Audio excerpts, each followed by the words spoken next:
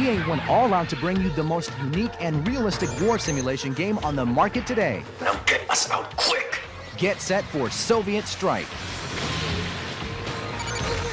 EA picked the brains of the top military experts to make Soviet Strike as real as you get. I believe in large measure the expertise that I have garnered and brought to the game is not so much as to what the attack strike helicopter did in this situation as much as what the individual might do in a real situation. The games you play are for fun. The games we play are for real. I think that we also had an opportunity to pass on some of the ideas about the importance of thinking in modern war.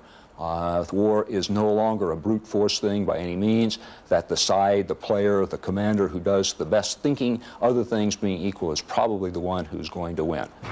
Utilizing actual combat situations, EA designers bring the game to life. The action side's very intense. It's the equivalent of an action movie in a video game. There's lots of plot twists, there's lots of thrilling rescues, there's lots of big surprises. It's not just kind of a mindless go blow things up. There's a progressive push-pull to the story that takes the player more and more into the situation that they're in. We're in grave danger. He's planning to try. I think Soviet Strike is a really good example of Hollywood meeting Silicon Valley. The typical scenario we have in Strike is you get to be the hero. It's a lone chopper, you get to take a co-pilot, you go behind enemy lines, you have 11th hour rescues, you have last-ditch efforts, you have high-speed car chases.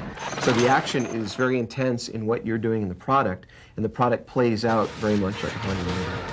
So we took this map and then we scanned it into the computer, where right on the development station, the implementers could see the map, see where the roads go. So what we were able to do is to take a chopper like this and fly through the world, following the arrows, acting as if what it would be like to attack this many tanks at one time. Coming over here and visiting this village, or heading over this way and rescuing our co-pilot from the sanitarium. I've been taken prisoner with several other agents.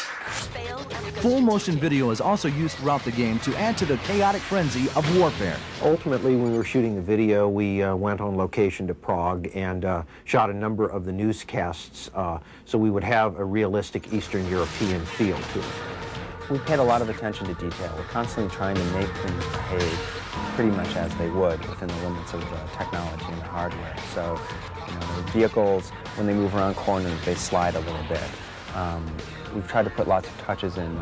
The waves here go up and down gently. So I'd say it creates a much, much more realistic and more involving experience. What I want to do is, why don't we climb on up and we can show you some of the stuff inside. When the EA people were down here, they clearly wanted to have a chance to hear the tanks, to see how they ran. It gave them some idea of how you can knock a tank out and when you have to be careful about the tank knocking you out. If you're looking for high-powered strategic war simulation, EA Soviet Strike is right on target. Mission accomplished.